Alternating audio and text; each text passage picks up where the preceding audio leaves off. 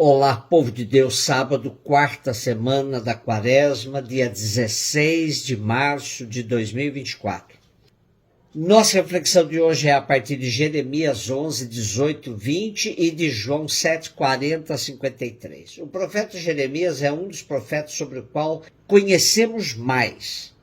Ele mesmo se revela bastante nos seus escritos, sobretudo no gênero das confissões, onde ele rasga o coração.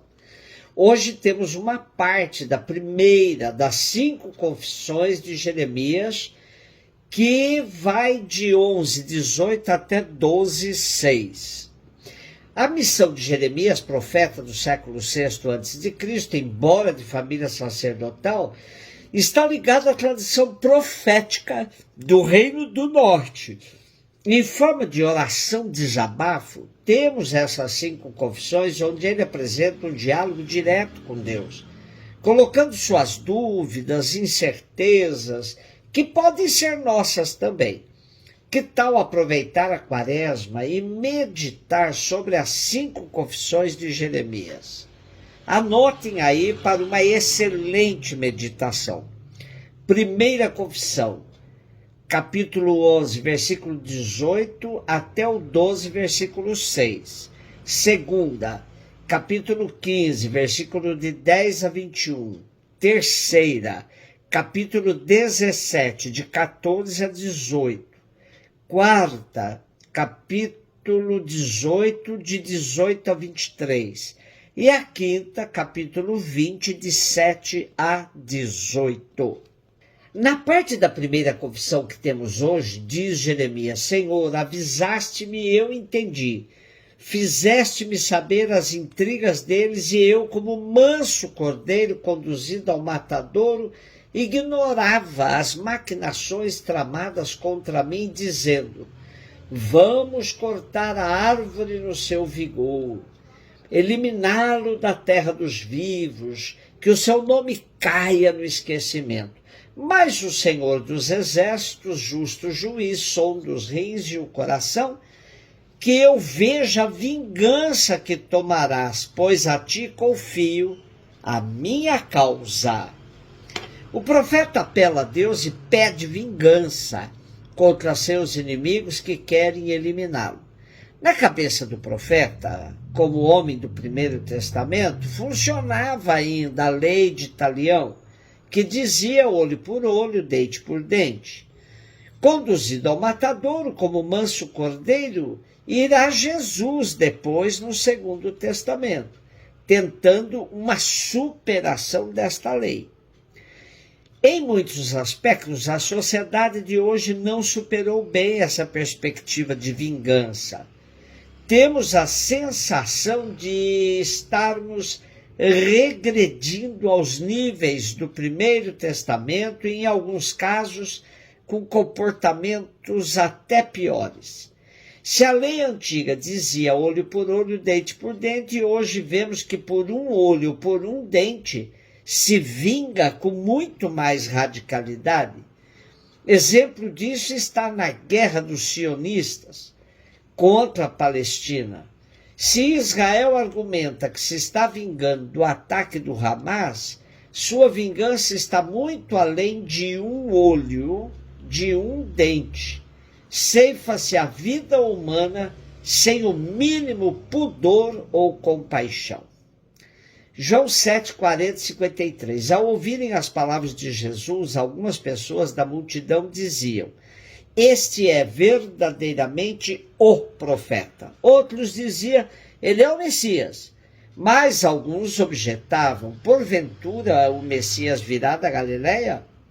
Não diz a Escritura que o Messias será da descendência de Davi e virá de Belém, povoado de onde era Davi? Assim houve divisão no meio do povo por causa de Jesus. Alguns queriam prendê-lo, mas ninguém pôs as mãos nele. Então os guardas do templo voltaram para o sumo sacerdote e os fariseus, e estes lhes perguntaram: por que não o trouxestes? Os guardas responderam: ninguém jamais falou como este homem. Então os fariseus disseram-lhes: também vós vos deixastes enganar? Por acaso alguns dos chefes ou dos fariseus acreditou nele? Mas essa gente que não conhece a lei é maldita.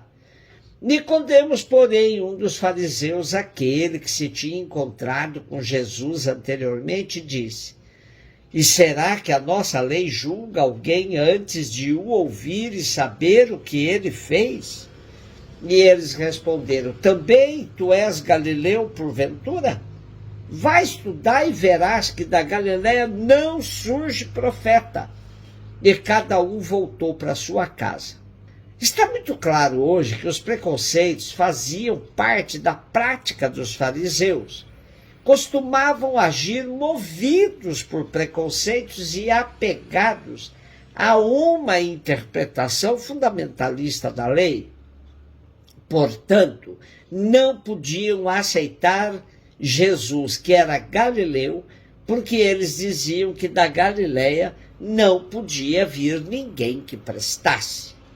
E por causa do preconceito, nem mesmo respeitavam a lei, pois Nicodemos apelou para a lei e eles argumentaram que de nada adiantava, pois já estava prescrito que dos galileus não viria nenhum profeta. Jesus, porém, não se prendia aos ditames da lei, quando o que estava em jogo era a vida das pessoas. Com sua prática, Jesus provocava forte divisão no meio do povo, pois uns se admiravam de seus feitos e outros o viam como um forasteiro galileu, desprovido de qualquer qualidade para ser o Messias. Simeão, quando da apresentação de Jesus no templo, profetizava que Jesus seria um sinal de contradição no meio do povo. E hoje vemos no relato de João que a divisão por causa de Jesus estava escancarada, envolvendo a questão da origem de Jesus. Porém, percebe-se que tudo isso não passa de um pretexto a mais para o discurso de ódio e rejeição a Jesus, por tudo o que ele vinha fazendo no meio do povo. Desse preconceito, Mateus e Lucas livraram Jesus usando um artifício de um suposto recenseamento que levava José e Maria para Belém, onde Jesus nasceria. Marcos e João não dão a mínima atenção para a cidade de Davi. E no meio da confusão, alguns fariseus e sumos sacerdotes queriam prendê-lo, mas ninguém lhe pôs a mão. Seria importante hoje elencarmos todos os preconceitos que circulam em nossa sociedade, que nos mergulham numa relação tóxica. E desse elenco destacamos o maior deles, a aversão aos pobres. Esse é o grande preconceito.